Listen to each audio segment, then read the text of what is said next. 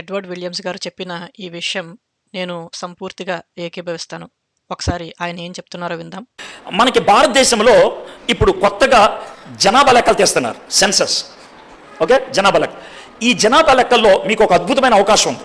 ఒక అద్భుతమైన అవకాశం ఏంటనంటే, ఎంతకాలం ఎస్సీలుగా కొనసాగి హిందూ అని పెట్టుకున్నటువంటి వాళ్ళకి ఏమాత్రం కష్టం లేకుండా ఒక చిన్న రాతతో మీ క్రిస్టియన్గా గుర్తింపు పొందే అవకాశం ఈ ఒక్కసారి ఇచ్చారు. ఇది గనక వదిలేస్తే మళ్ళీ రాదు మీకు. తర్వాత నేను అవ్వుదామంటే కూడా అవ్వనివ్వరు.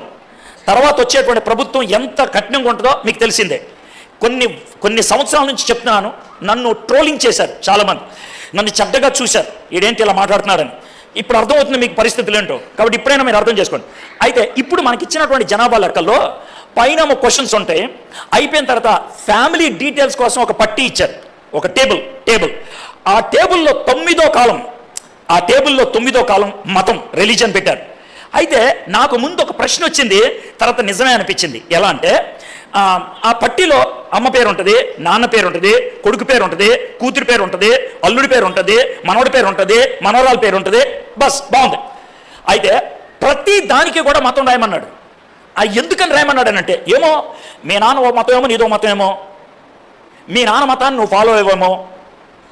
అంటే భారత ప్రభుత్వం ఏం గుర్తించిందంటే, మతం అనేది కుటుంబానికి సంబంధించింది కాదు, వ్యక్తికి సంబంధించింది. నాకు నచ్చింది. అర్థమైందా? అందుట్లో వాళ్ళు ఇచ్చినటువంటి ఆప్షన్స్ 6 మతాల పేర్లు రాశారు. 6 మతాలు. మొదటి హిందూ, రెండోది ముస్లిం, మూడోది క్రిస్టియన్, నాలుగోది బౌద్ధ మతం, ఐదోది సిక్ మతం, ఆరోది ఏదో పెట్టారు, మర్చిపోయాను. ఓకే, పెట్టిన తర్వాత ఇంకో 2 పెట్టారు. ఏంటి తెలుసా? నో రిలీజన్, అంటే నాకు ఏ మతం లేదు. అర్థమైందా? నేను ఏ మతాన్ని ఫాలో అవ్వను. ఈ విధంగా 2 ఆప్షన్స్ ఇచ్చారు. ఇంట్లో ఏదో ఒకటి రాయమని అన్నారు. అక్కడ నాకు అర్థమవుతుంది ఏంటంటే, నా సొంత రక్షణ అన్నదాన్ని వాళ్ళు కూడా గుర్తిస్తున్నారు. మతం అనేది ఎవరు కాదు.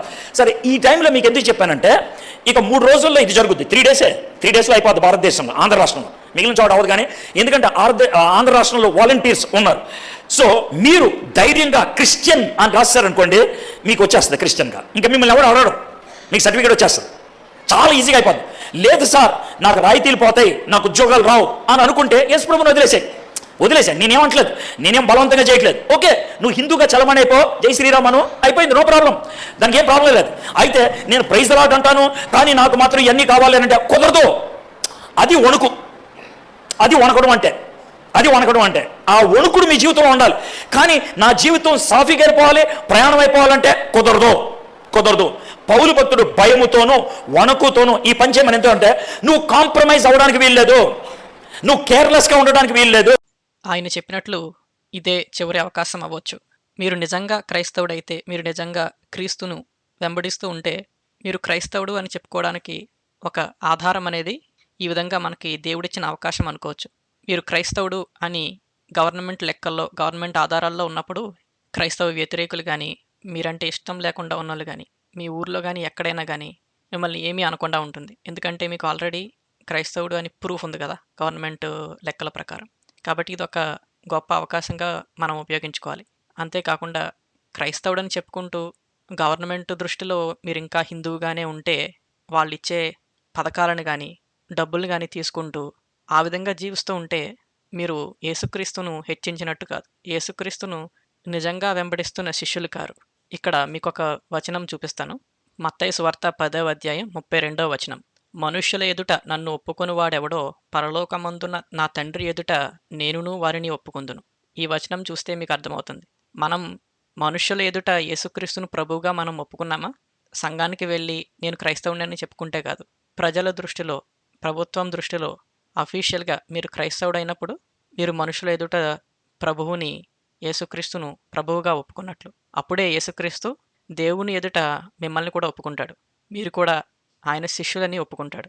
నా వ్యక్తిగత జీవితంలో కూడా నేను క్రైస్తవుడిగా మారిన తర్వాత, యేసుక్రీస్తును ప్రభువుగా అంగీకరించిన తర్వాత నా మతాన్ని అఫీషియల్గా మార్చుకున్నాను. అఫీషియల్ డాక్యుమెంట్స్లో నా పేరును కూడా మార్చుకున్నాను. నన్నెవరు ఇబ్బంది పెట్టలేదు, నన్నెవరు ఫోర్స్ చేసి మార్చుకోమని చెప్పలేదు. అది దేవుడు నాకు ఇచ్చిన కన్విక్షన్, ఒప్పుకోలు. నేను ఆయన్ని ఒప్పుకున్న తర్వాత, ప్రభువుని నా రక్షకుడిగా స్వీకరించిన తర్వాత, నన్ను అందరూ కూడా క్రైస్తవుడిగానే చూడాలి అని నాకు అనిపించిన వెంటనే నేను అఫీషియల్ డాక్యుమెంట్స్లో కూడా నా పేరు, నా మతం అన్నీ మార్చుకున్నాను. మనం ఇప్పుడు చదువుకున్న వచనంలో చెప్పినట్లు మనం మనుషుల ఎదుట యేసుక్రీస్తును ఒప్పుకున్నప్పుడు పరలోకమందున్న తండ్రి ఎదుట యేసుక్రీస్తు కూడా మనల్ని ఒప్పుకుంటారు. ఎడ్వర్డ్ విలియమ్స్ గారు చెప్పినట్లు ఈ చివరి అవకాశాన్ని అందరూ ఉపయోగించుకుంటారని, అందరూ క్రైస్తవులు ఉపయోగించుకుంటారని ఆశిద్దాం.